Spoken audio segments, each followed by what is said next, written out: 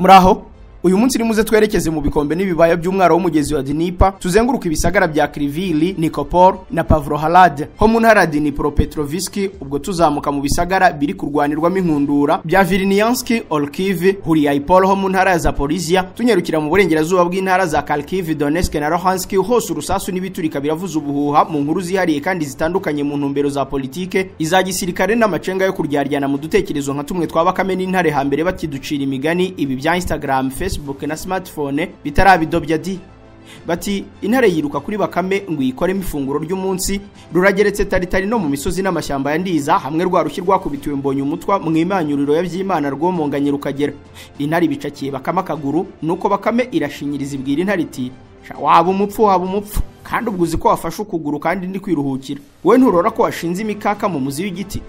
Nuko intare irarekura ngo irebe niba ari byo koko, bakame ihita yanduruka iti nubwo uri umwami w'ishyamba uri igicucu. Nta kubishidikanyaho amayeri nkayo yo gucungana ku jisho ngo umwe narekura undi ahita muca muri humye niyagezweho muri intambara yo muri Ukraine, nk'ubwo guturitsanya hakoreshejwe za misile za long range supersonic missiles z'abanyamerika zo mu bwoko bwa ATACMS, izabongereza za Storm Shadow. Ibyo biri kwakuranwa bimwe bituruka muri Ukraine bigana mu Burusiya, Abarusiya nabona za Orshinki bakazivundereza muri Ukraine batitaye ku nkomere. Ubwo iyo mikino yo gucenganisha ibyo bihanya niyigezweho, guteranyaho za drone n'ibindi, ku buryo buri ruhande kuri ubu rwose rufite ubushake bwo kurwana bitigeze bibaho, ahubwo abafite ijisho ripfumura bo bakemeza ko ibyo ari byo byose urari urugamba rwa nyuma, bose bitegura ko Donald Trump ninjira muri White House ku itariki ya 20 z'ukwezi kwa mbere 2025 azahita bishyiraho akadomo nk'uko yabisezeranyije amahanga yose. Ese nyuma y'iminsi igihumbi isagukaho intambara muri Ukraine ica ibintu, kuki kuri ubu aribwo turi kumva amakuru adasanzwe n'ibikorwa abandi batabura kwita ubwiyahuzi? Muri iki kiganiro turifashisha ibipimo bya politike mpuzamahanga, inyandiko n'amakuru yizewe, maze tumenye tunasobanukirwa amacenga, amabanga n'ibindi byose biri gukinirwa mu kibuga cy'iyi ntambara. Ese kuki Amerika yemereye Ukraine gukoresha ATACMS kandi yari yarayibujije kuva mu ntangiriro z'iyi ntambara? Iminsi igihumbi yabyo iri guhuzwa n'irangira ry'isi bivuze iki? Turasuzuma ibivugwa ko Joe Biden yaba yarahaye bomba atomike Ukraine, tureba amabanga ya Lockheed Martin, Northrop Grumman na General Dynamics muri iyi ntambara. Turaza no kureba uko iyi ntambara igomba kurangira nk'uko General Mark Alexander Milley wo mu ngabo za Amerika byemeza, bigahura n'inyungu za Korea ya ruguru mu kohereza ingabo kwa Putin n'ibindi mu gaseke, maze amafufu n'amafaranga bibanze bibafubike. Mu ivuriro Everlife nahivurije umwijima, mpivuriza n'iby'amabanga y'abashakanye, bankuraho riraka n'abahanga pe. Nyuma yo kugira ikibazo cy'imisemburo mike bandangiye ivuriro Everlife, ndarigana baramfasha, icyo kibazo kirakemuka.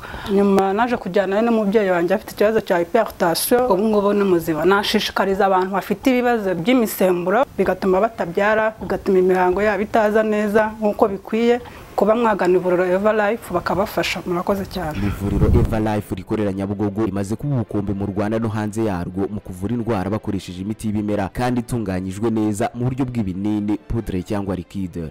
Hari abadogiteri batandukanye bagufasha, kandi cyiza nuko aho waba uherereye hose ku isi imiti yakugeraho, cyane ko bakorana na DHL. Mu ndwara bavura twavugamo nk'iz'imyororokere zose, kurangiza vuba no kubura ubushake, indwara zifata abadamu zose, igwingira ry'igitsina, indwara nk'umwijima, diabete, amara, igifu, asima. Abifuza kuva ku biyobyabwenge nabo barabafasha. Ku bindi bisobanuro wahamagara cyangwa ukandikira muganga. Everlife, icyizere cy'ubuzima.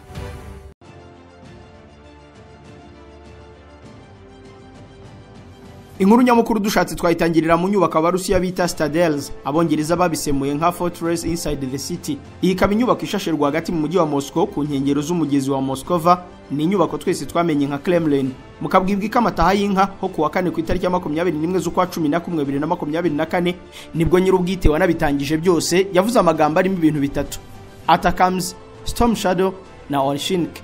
19 ноября 6 оперативно-тактическими ракетами «Атакамс» производства США. Ku ya 19 z'ukwa 11 bakoresheje ATACMS zakorewe muri Amerika. Ku itariki 21 z'uku kwezi nabwo bakoresheje imvange zindi za misile za Storm Shadow zakorewe mu Bwongereza n'urusobe rwa HIMARS. Bateye ubuhunikiro bw'ibya gisirikare mu bice bya Bryansk na Kursk muri Federasiyo y'Uburusiya. В результате цели, которые очевидно были поставлены uburyo bw'ubwirinzi bwacu bw'ikirere bwahagaritse ibyo bitero bituma imigambi umwanzi yari afite atayigeraho. Mu gusubiza ikoreshwa ry'izo ntwaro za long range z'abanyamerika n'abongereza ku itariki ya 21 z'uku kwezi k'uyu mwaka, igisirikare cy'Uburusiya cyakoze ibitero bikomatanyije ku birindiro by'inganda z'igisirikare cya Ukraine. В боевых условиях было проведено в том числе и испытание одной из новейших. Muri urwo ruhererekane imwe mu ntwaro yacu ya medium range icometsweho misile ya balistike ariko idafite ubumara bwa nucleaire yarasuzumwe. Abahungu bacu bakora za misile bayise Oreshinsk. Isuzuma ryagenze neza ndetse n'intego y'igitero yagezweho. Назвали ее Орешник. Испытания прошли успешно. Цель пуска достигнута. Ubundi ATACMS ni impine ya Army Tactical Missile System. Nk'uko ikigo Lockheed Martin cyabitangaje mu nyandiko yacyo, Army Tactical Missile System Block IA Unitary ku itariki ya 25 z'ukwa gatatu 2023, ibi bicira muriro bibarizwa mu bwoko bwa Supersonic Tactical Ballistic Missile.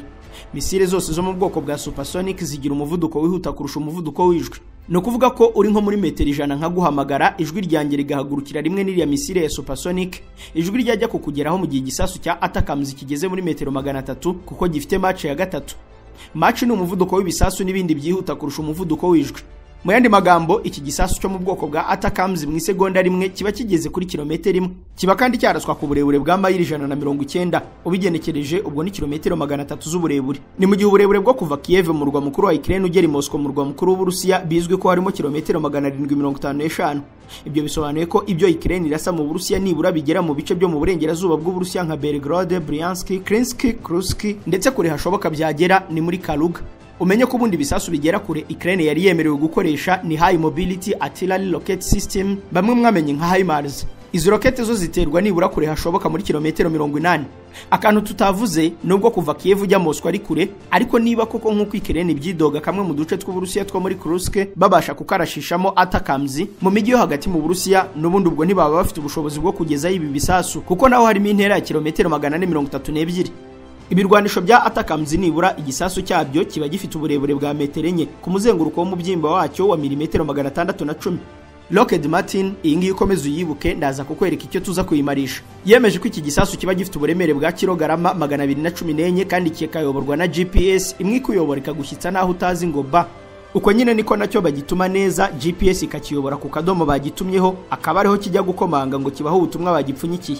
Izi ATACMS rero nizo zimaze iminsi ziroha ku Burusiya cyane cyane muri Bryansk na Kursk. Gusa Abarusiya nabo bakibibona bahise badukana izindi misile zirimo Oreshinsk basuzumiye ku banya-Ukraine ku itariki ya 21 z'uku kwezi. Iyi rero abashakashatsi nabo mu burengerazuba ntibatinye kwemeza ko ari bwo bwa mbere yumvikanye mu mateka y'isi kuko umuvuduko wayo no kubidahagarikwa n'ubwirinzi ubwo ari bwo bwose kongeraho kugendera icyarimwe mu byerekezo bitandatu kandi nacometseho imitwe y'ibisasu bitandatu bituma kuyitangira ari ibikiri kwigwaho kandi n'amakuru yayo kuri ubu abashakashatsi bakwiyoteraniraho kugira ngo bamenye ibyayo. Gusa ubutasi bwa Leta z'Ubumwe za Amerika bwemeje ko bagitereye mu gace ka Astrakhan ho mu majyepfo y'Uburusiya kikagenda ibirometero 1000 mu minota 15 yonyine, ubwo bikajya kungana no kuva i Kigali ukarenganya Ubugande ukagera i Nairobi muri Kenya mu minota 15 yonyine. Iya Barusiya bayiteye rimwe mu mujyi wa Dnipro mu ntara ya Dnipropetrovsk, nyine hafi y'umugezi mugari urenganya hagati mu burasirazuba bwa Ukraine, umugezi witwa Dnipro. Kugeza ubu Abarusiya mu gusubiza ATACMS na Storm Shadow mu buryo buhoraho bari gukoresha izindi misile zizwi cyane zitwa RS-26 Rubez. Iyi RS-26 Rubez y'Abarusiya iyo niyo mu bwoko bwa Intermediate Range Ballistic Missile. No kuvuga ko ari za misile zoherezwa kure cyane ugereranyije na ATACMS kuko mu gihe ATACMS yabasha kugera ku burebure bwa kilometero 300, iz'Abarusiya zo zigera kuri kilometero 5500. Bivuze ko Abarusiya bicaye i Moscow bayohereza hari hose muri Ukraine. Umuvugizi wungirije wa Pentagon ibiro by'igisirikare cya Amerika Sabrina Singh we yemeje ko kugira ngo Abarusiya babone iriya Oreshinsk bafashe RS-26 Rubez barayivugurura. Umuvuduko wa RS-26 Rubez wo ukubye cyane wa ATACMS. Muribuka ko twumvise ko inyaruka nibura kilometero 1 mu isegonda rimwe. Aho rero ukamenya ko RS-26 Rubez yo mu isegonda rimwe iba yirukanse kugera ku birometero 6.81. Mu buremere naho birumvikana kuko RS-26 Rubez ifite ibiro 36,000 mu gihe twabonye ko ATACMS ifite ibiro 214. Ikindi ugomba kumenya nuko iki cy'Abarusiya cyo nibura ahantu gitewe ikintu cyose kiri muri metero 250 gihita gihinduka ivu, mu gihe ATACMS yo itarenza nibura metero 50. Ubundi ATACMS ibarizwa mu gika cyitwa long range naho RS-26 Rubez ikabarizwa muri intermediate. Ushaka kubyumva wamenya ko za misile ziruka ku muvuduko uruti w'ijwi zigabanyije mu byiciro byihariye bitatu. Icyiciro cya mbere ni long range missiles, harimo na za supersonic nibura zigenda munsi ya kilometero 1000, hagakurikiraho ubwoko bwisumbuyeho aribwo intermediate range ballistic missile, arizo zoherezwa kugeza kuri kilometero 5500, harimo nyine ziriya RS-26 rubezi z'Abarusiya. Hejuru y'ibi rero hari izindi za misile zihariye ukwazo, kuri ubu byemezwa ko zitunzwe n'ibihugu bibarirwa ku ntoki, ku buryo hari n'abatunzi bitwaro kirimbuzi batazitunze. Izi nizo mu bwoko bwa intercontinental ballistic missiles. Izi ni misile ziba zigenda uburebure burengeje kilometero 5500. Gusa hagati ya intermediate range ballistic missiles na intercontinental ballistic missiles niho habarizwa medium range ballistic missiles irimo iriya Oreshnik, byemezwa ko Abarusiya badukanye bakanayisuzuma. Gusa Abanyamerika nabo bafite ubwoko bwa medium range ballistic missiles nk'iyitwa Opfires, Pershing 2 na PGM-19 Jupiter. Israel ikagira Jericho 2, Iran nayo ikaba ifite aya moko agera ku 8, harimo izitwa Ashura, Emad, Fatah ndetse n'izindi. Ibihugu nk'Ubuhinde, Pakistani, Korea ya Ruguru, Ubushinwa, Ubufaransa na Turkiya nabo birazwi ko bazifite. Impamvu Oreshnik y'Abarusiya yahamuye abayumvise nuko idatangirwa n'ubwirinzi buhari, kandi ikagira uburyo bwo gucomekwaho ibiturika bitandatu ku buryo iyo bigiye kugeraho bigera bihita byigabanya mu byerekezo bitandatu bitandukanye. Tubiviraho rimwe rero biratekerezwa ko ari amoko ya medium nananirwa Abarusiya bazahita badukana ubwoko bwisumbuyeho bwa intercontinental ballistic missiles, kuko batunze zitwa RS-28 Salmat. Izi zo ni icyago mu bindi ku buryo zishobora no koherezwa muri Leta z'Ubumwe za Amerika zivuye mu Burusiya. Nk'ubwo iki cya RS-28 Salmat byemezwa ko gishobora kugenda kilometero 35,000 kinyujijwe mu butumburuke bwa kure bw'ikirere. Ubwo ni uburyo buzwi nka fractional orbital bombardment system. Gusa ntugire ngo Abanyamerika bo bafite ubwoko bwa ICBM nubwo zitagera kuri ubwo burebure, ariko nka RGM-30 Minuteman izwi nka Minuteman 3 intercontinental ballistic missile, iyi ngiyi kure yagera ni mu birometero 13,000. Bagira na Trident missile iri mu bwoko bw'iziterwa mu mazi, submarine launched ballistic missiles, ikagenda nibura ibirometero 12,000. Aha tuvumenye ko Abashinwa nabo bafite ayo moko, arimo ibyo bita DF-31 intercontinental ballistic missiles igera ku birometero 11,200, DF-5 igera ku birometero 900, DF-4 igera ku birometero 7,000. Ubwo n'ibindi bihugu nk'Ubufaransa, Ubuhinde, Ubwongereza, Israel na Korea ya Ruguru nabyo birazwi ko byibitseho uyu muriro wihariye ukwawo. Reka ibyo tubireke, ariko wumve ko aho intambara igeze kuri ubu hari gukoreshwa intwaro zisa n'izanyuma buri wese yari yibikiye. Nk'ubwo raporo y'ikigo War Zone yo ku itariki ya 27 z'uku kwezi ifite umutwe ugira uti Russia launched the largest drone attack on Ukraine of the war, cyemeje ko mu ijoro ry'uwo munsi aribwo bwa mbere Uburusiya bwakoresheje drone nyinshi cyane kuva intambara yatangira. Ngo muri drone 188 babashije guca iryera, nibura zikabakaba 76 barazivumbuye, ariko 96 bayoberwa n'imyirondoro yazo, ku buryo bishoboka ko bwaba ari ubundi bwoko bushya butari bumenyerewe. Uko niko Ukraine nayo iri gusaba OTAN intwaro nshyashya zidasanzwe zinarimo intercontinental cyangwa intermediate, ni ukuvuga ko buri wese yitegura gusohora y'intwaro zisatira kirimbuzi. Nubwo ariko bakomeje ibyo kurwanisha intwaro zinyura mu kirere, ntabwo bisobanuye ko abasirikare bo ku butaka bagiye mu kiruhuko. Ahubwo niho ibintu bimeze nabi, kuko biremezwa ko abanya-Ukraine bagundiriye agace ka Kursk mu Burusiya ku buryo Abarusiya basa n'abananiwe ko habakura, cyangwa wenda nta wamenya bikaba amandi mayeri y'intambara yo gusubiramo ibyo bakoreye Mariupol. Aho Abarusiya baritse ingabo za Ukraine zikabagota mu gihe kingana n'amezi 2, ibyumweru 3 n'iminsi 5, kuva ku itariki ya 25 z'ukwa 2022 kugeza ku itariki ya 20 z'ukwa 5 k'uwo mwaka. Barangiza bakabakorera ibyamfura mbi bamaze no kwicwa n'inzara. Ni mu gihe mu ntara zo mu burasirazuba bwa Ukraine Uburusiya buri kugendera ku muvuduko udasanzwe, abo mu burasirazuba bahimbye Ukraine Army on Foot. Ni mu kugaragaza ko ingabo za Ukraine zigeramiwe muri ibyo bice, ku buryo ngo munsi ku munsi Abarusiya bigarurira ibice byinshi. Ku itariki ya 26 z'uku kwezi, ikigo ntaramakuru cy'Abasuwisi cyitwa Swiss Broadcast Corporation kibinyujije mu ishami ryabo ryandika inkuru za politike zicukumbuye, batangaje amakuru ashobora kuba atarakiriwe neza kandi yashize iminota mike bahita bayasiba.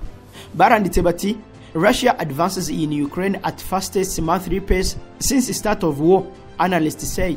Muri iyi nkuru yabo banditse ko mu bucukumbuzi bw'abahanga babo babonye ko nibura muri uko kwezi kwa 11 turi gusoza ngo Burusiya buri cyumweru buri kwigarurira ubutaka bungana na mayiro 91, ubwo ni kilometero kare 235. Ni ukuvuga ko bingana hafi %100 n'ubutaka bwose bw'akarere ka Kicukiro muri uyu mujyi wa Kigali, kuko gafite mayiro 64 guteranyaho kimwe cya kabiri cy'akarere ka Nyarugenge gafite mayiro 52 bikaba mayiro 90.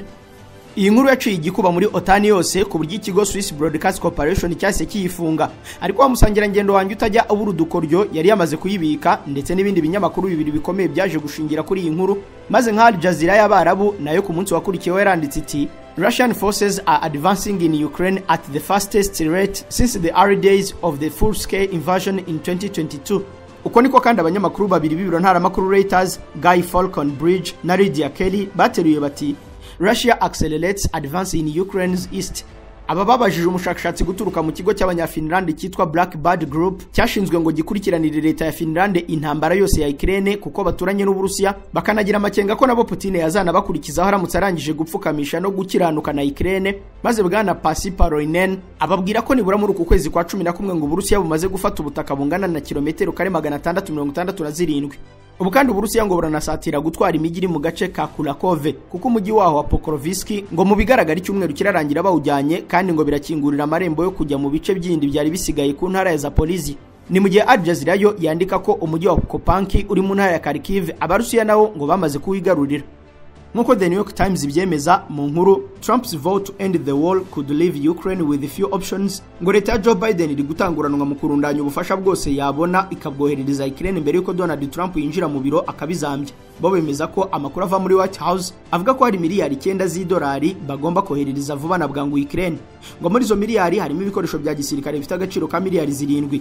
Noneho ngo hasigaye barateganya ko bazayaha Ukraine nka kashi ikazayakoresha mu kwirwana ikodesha abacancuro ndetse igirana amasezerano n'ibigo byo muri Amerika bishobora kuyifasha gukomeza guhanyanyaza. Aha banavuga ko nkuko turaza kubisobanura neza ko Joe Biden ngo ashaka kuva mu biramaze kwihera Ukraine intwaro kirimbuzi yahoranye. Kimwe mu bintu murengerazuba bari kwemeza ko kiri gufasha Abarusiya ngo na maraso mashya y'ingabo 10,000 by'abanyakoreya ya ruguru byemezwa ko kuva mu kwezi kwa 10 binjiye muri Ukraine kugira ngo bajye gufasha abasangira ngendo babo bafitanye umubano wakadasohoka. Aho twave dusubije ikibazo ngo niziye nyungu Koreya ya ruguru ifite mu kohereza ingabo muri Ukraine. Harimo inyungu ebyiri, imwe irazwi ariko iyindi ntabwo izwi. Inyungu ya mbere izwi nuko ibyo bifatwa nk'ingurane y'ibikoresho bya gisirikare Koreya ya ruguru yahawe n'Uburusiya bikaba mpanguhe. South Korea claims Russia supplied air defense missile to North Korea in exchange for sending troops to Ukraine. Uko niko ku itariki ya 22 z'uku kwezi kwa 11 televiziyo PBS Public Broadcasting Service y'Abanyamerika yabitangaje. Banditse ko impuguke mu mutekano wa Korea zombi bwana Lee Airiwo yemeje ko Uburusiya bwahaye uburyo bwo kurinda ikirere buhambaye no gukumira za misile igihugu cya Korea ya ruguru. Ngo n'uburyo burinda ikirere buzwi nka S-400 long range surface to air missiles. Nibwo Abarusiya bahaye Kim Jong Un rero bakabugerekaho ground based radar system, urwo rukaba urusobe rwa za radari zivumbura zikanacunga igitambutse cyose mu kirere.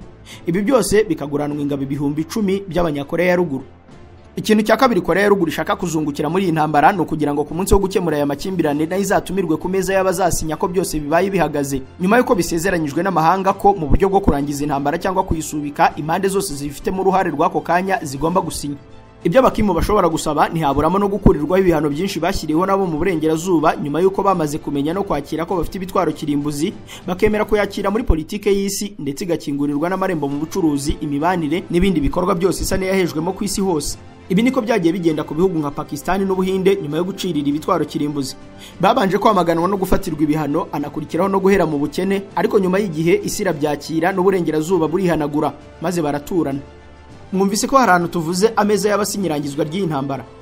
Ubicunze neza urabona ko impande zombi ziri kurwana vuba na bwangu zigamije ikintu runaka twebwe dushobora kuba tutari kubona. Dore uko abahanga babisobanura. Ntibikiri ngombwa ko mukoresha ibiti cyangwa imbaho mwonona ibidukikije mu kubaka, gutera amarangi no gukora finisage y'inzu. Top Paint Company Limited bafitiye ibikwa bigezweho cyangwa scaffolding byifashishwa mu bwubatsi hakorwa isuku ku nyubako z'imiturirwa. Ku giciro kibereye buri wese ushobora kugura cyangwa gukodesha ibi bikwa kandi tukabikugezaho aho bibereye hose. Abadafite umwanya wo kwigira ku ruganda mu Bushinwa n'ahandi namwe mwadutuma tukabagirayo. Tubafitiye amarangi y'ubwoko bwose yaba yo mu nzu ndetse no hanze ashobora guhangana n'izuba n'imvura. Abakeneye ubujyanama ku marangi namwe twabafasha kubagira inama. Dukorera kwa Rwahama ku muhanda w'amabuye imbere neza station ya Hoza Limelez. Ku bindi bisobanuro mwaduhamagara kuri 0788 88 62 72 39 na 0788 30 43.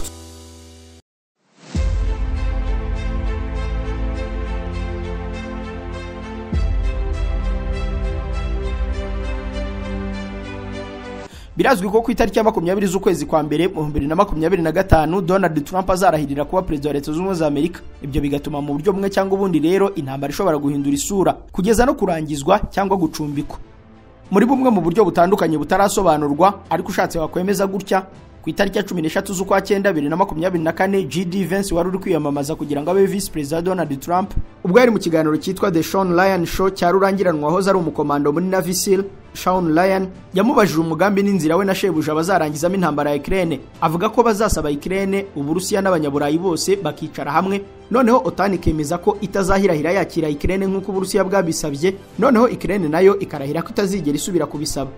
Ikindi ngo ibice Uburusiya buzaba bufite ngo buzabigumana, noneho hacibwemo imipaka hanasigaremo ubutaka bubatandukanya n'Uburusiya, maze Vladimir Putin nawe asabwe gusinyira ko atazongera guhirahira yendereza igice cya Ukraine gisigaye. Mwibutse ko kugeza ubu Uburusiya bumaze gufata ibice binini by'intara ibyo bo bita oblasts 7 muri 24 zigize Ukraine. Izo zirimo nka za Kherson, Kharkiv, Zaporizhia, Donetsk, Luhansk na Mykolaiv. Mu buryo bw'ubuso abahanga n'ibigo ntibabyumvikanaho kuko nk'ikinyamakuru CNN cy'abanyamerika cyemeza ko Uburusiya bumaze gufata kilometero kare 119, ubwo ni nko gufata u Rwanda ukarukuba inshuro enye ugateranyaho n'igice cyarwo aho Uburusiya bwamaze kuhajyana. Niburiyo ikaba raporo yo ku itariki ya 11 z'ukwa 11 2022 kandi na perezida w'Uburusiya nawe yarabyemeje. Gusa kuva ubwo guhinguka mu mpera z'uyu mwaka Uburusiya bwiyongereho za kilometero kare nyinshi ku buryo bamwe bemeza ko bumaze gufata kilometero kare zikabaka 160. Wibuke ko Ukraine ari cyo gihugu kinini cya mbere mu Burayi n'ubuso bwa kilometero kare 603 na 628. No gufata u Rwanda inshuro hafi 24 zose. Niba rero mu migambi ya Trump aho Abarusiya bafashe bagomba kuzahagumana, birashoboka ko ariyo mpamvu nabo bari guhihibikanira guhangana ngo bafate hanini. Ibyo kandi OTAN nayo ikabibizi bigatuma ishyiramo akabaraga kugira ngo nibura icyo gihe kizagere Ukraine ifite ahantu hanini. Ikindi iba ifite agace ka Kursk ko mu Burusiya bagakoresha basaba ko Uburusiya nabwo bugira handi hanini muri Ukraine burekura kugira ngo nabo barekure Kursk y'Abarusiya bafashe. Mbega intambara igezaho kurwanira umugati wo kuzaganiriraho ku meza ya Trump.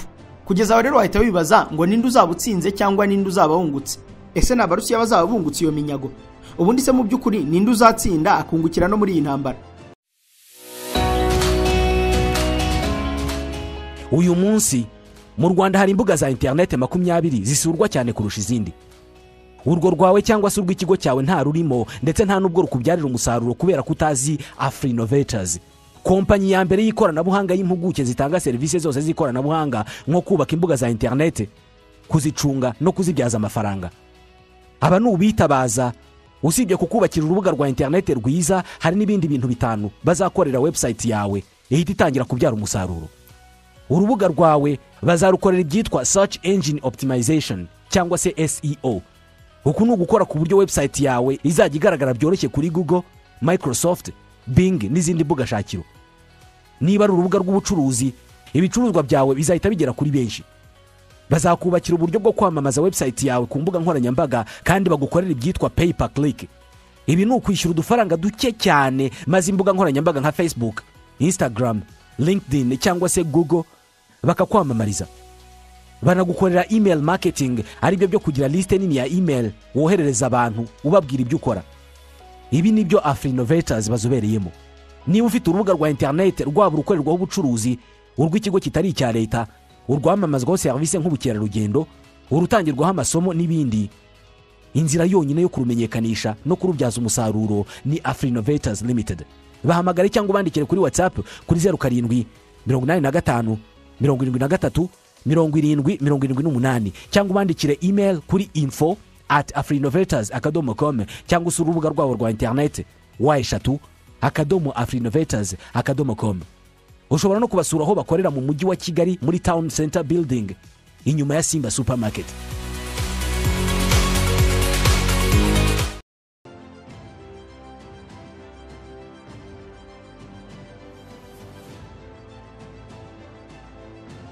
Nge n'umusangira ngendo wanjye Papa Dicastesi ari ibiganiro bya politike bigaruka ku kibazo cy'intambara ya Ukraine n'ingaruka yabyo mu bukungu bw'isi na Afrika twitabiriye kuri murandasi, maze babaza ikibazo bati who do you think will win the war in Ukraine?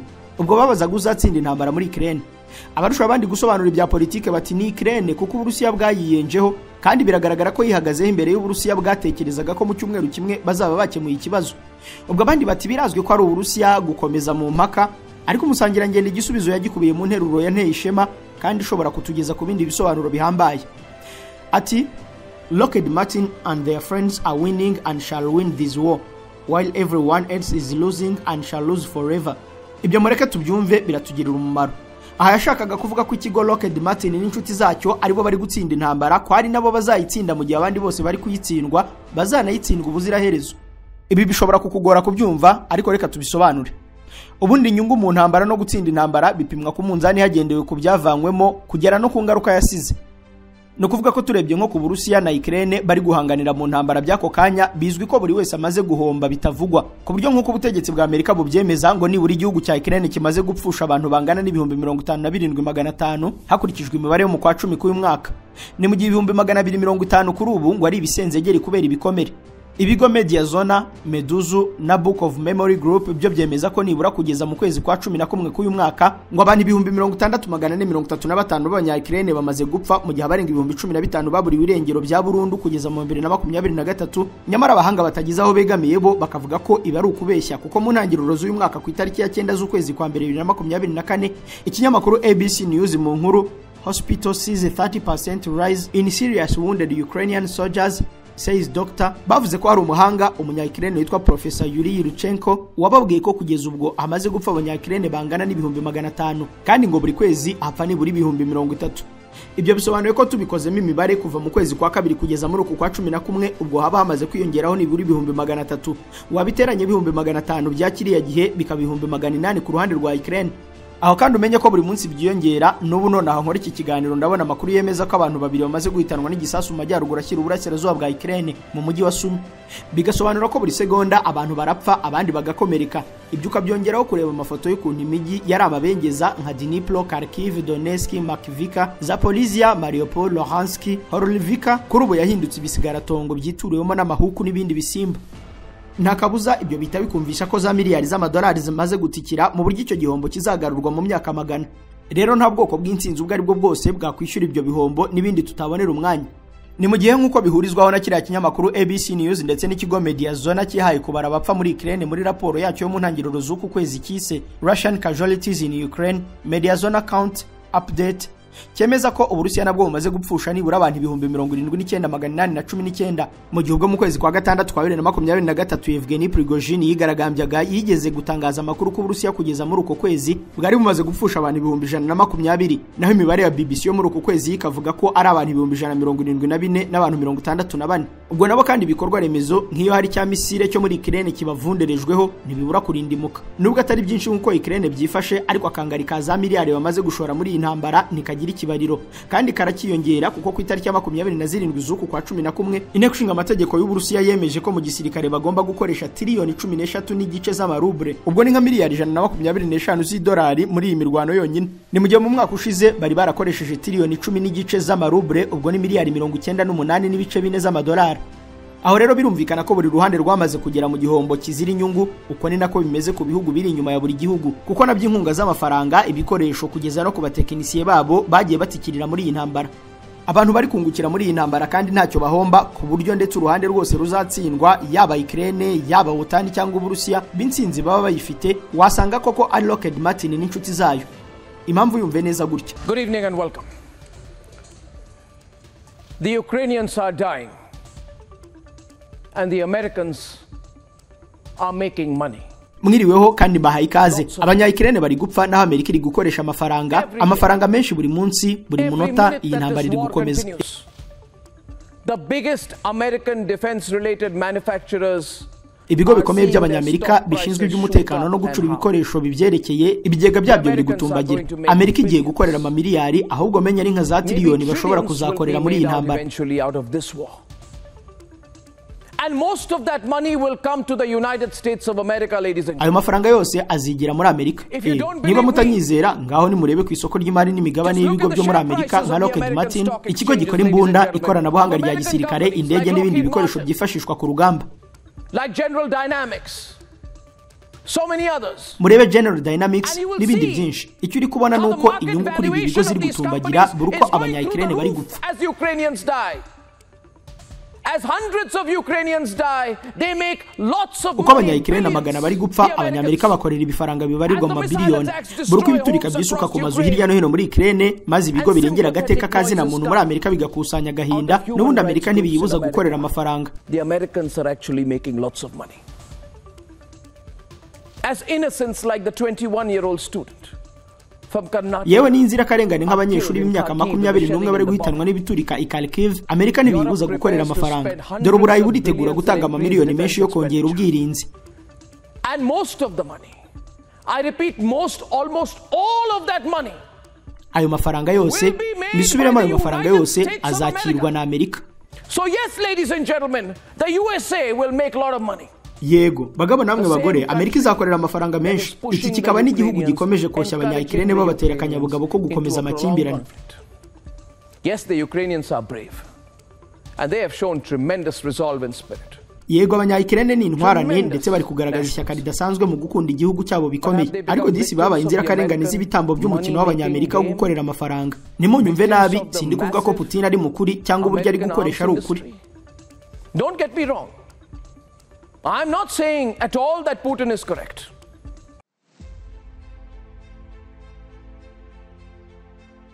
Uwo munyamakuru yitwa Arnab Goswami, ni umuhinde wihanduza icumu rukazacaho rwagaciye.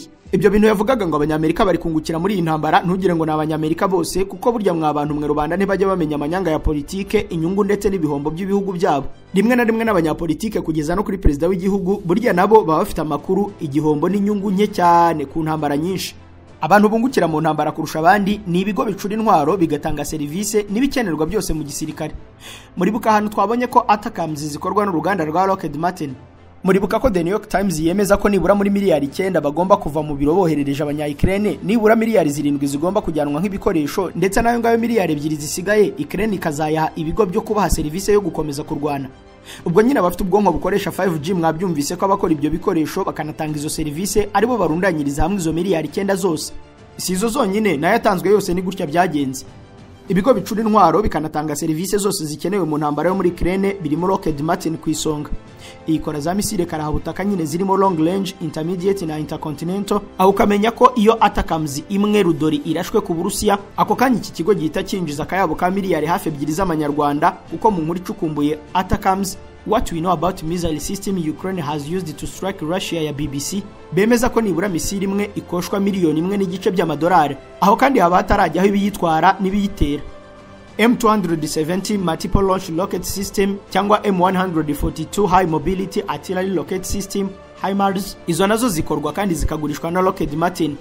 Muri bukukuntu HIMARS zavuzwe bitavugwa, Zelensky yemeza ko natazibona ritararema kandi ko nazibona zahita tsinda Abarusiya. Nyamara nyuma yo kuzimuhango zige zirashishwaho za misile na za rokete, Abarusiya bagiye babigira umuyonga kimwe ku kindi, ariko agakomeza gutumiza byinshi. Kandi uzabikurikirane neza unabaza ababizi bazagusobanurira ko urusobekerane rw'ibikoresho byose bigendana na HIMARS kugira ngo itere rokete imwe nibura bigendaho akayabo k'amadolari miliyoni 4,951,857.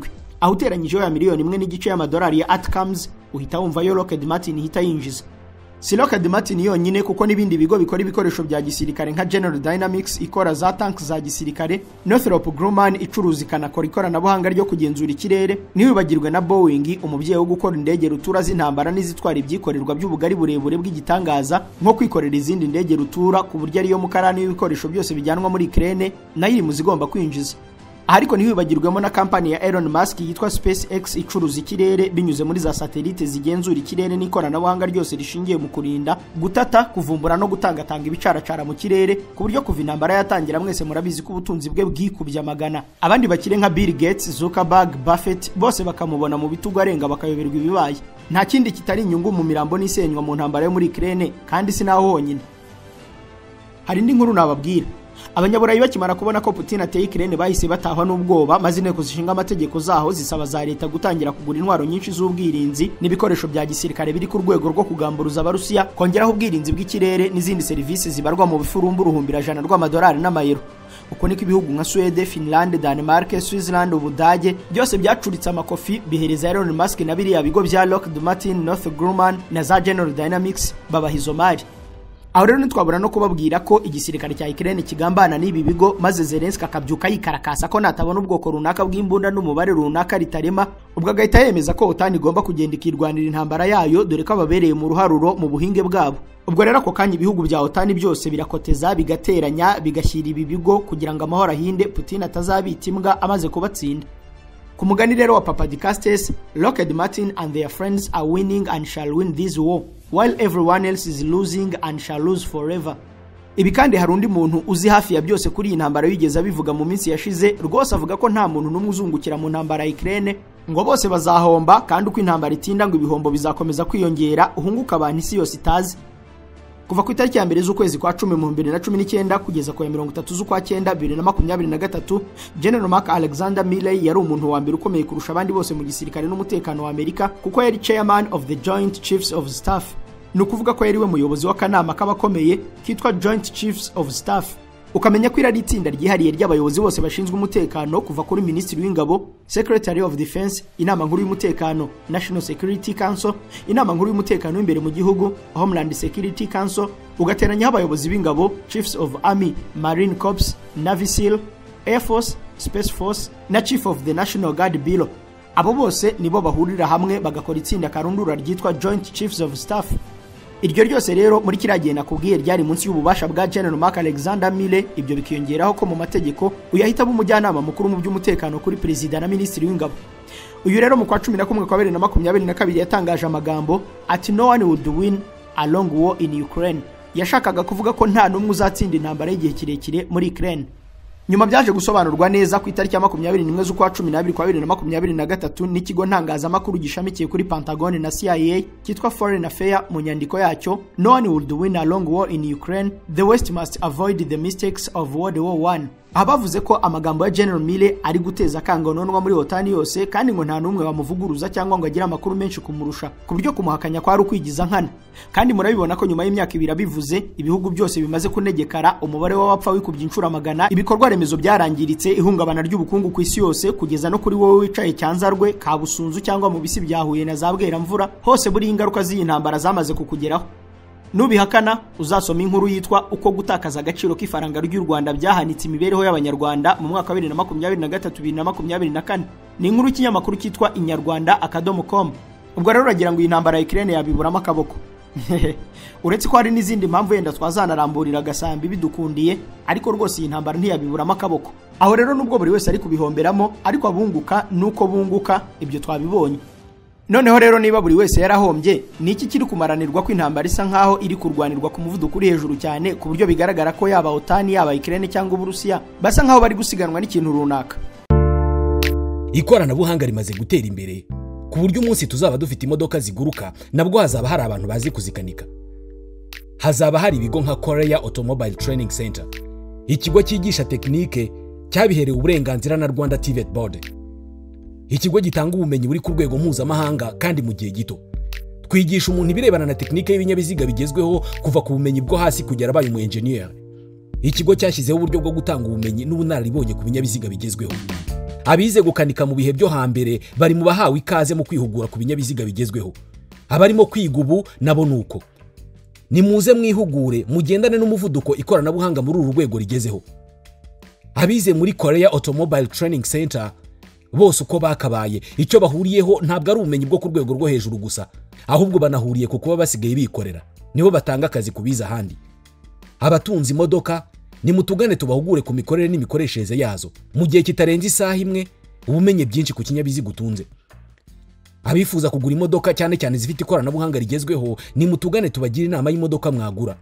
Niba ugiye kugura imodoka yakoze inaha, nayo yituzanire tuyigusuzumire, tukubwira ubuzima bwayo, tunakugira inama mbere yo kwishyura. Abaguze imodoka zigezweho ni mutugane tubafashe kuzitaho no kuzibungabunga, kubera ko imodoka ni imashini yakozwe ngo izamara igihe. Korea Automobile Training Center itegura ikinyabiziga cyawe kikaramba kikamara imyaka cyagenewe kumara, kubera ko dukoresha imiti yabugenewe mu gukora maintenance y'imodoka yawe.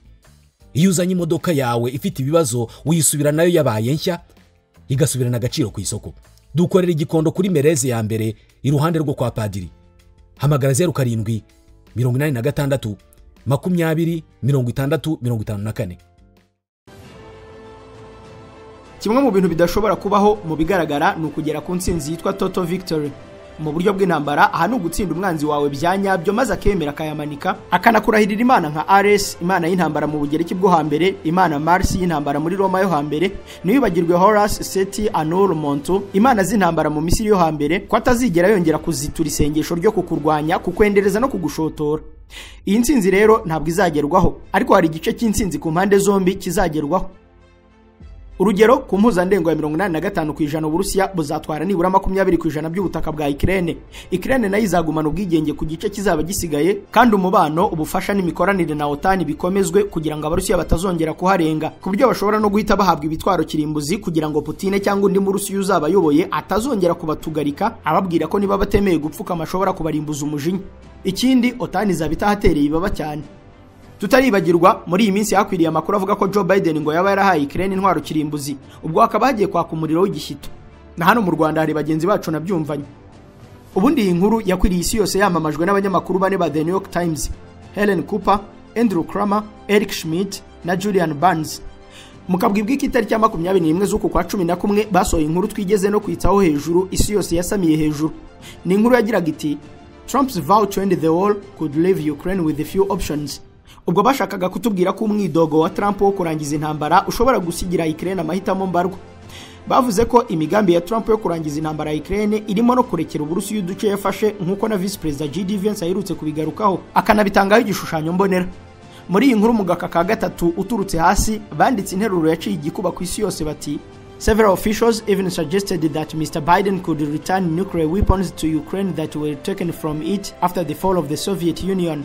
Bashakaga gusobanura bati abategetsi benshi bo banagenekereza ko bwana Biden ashobora gusubiza intwaro z'ubumara bwa nucleaire muri Ukraine, ni intwaro zari zarayambuwe nyuma y'irindimuka ry'ubumwe bw'Abasoviet.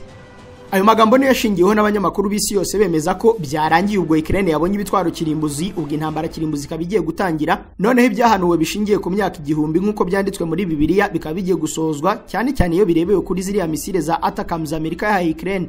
Akanako ni wagatambukaho kuko kareba benshi muri mwe.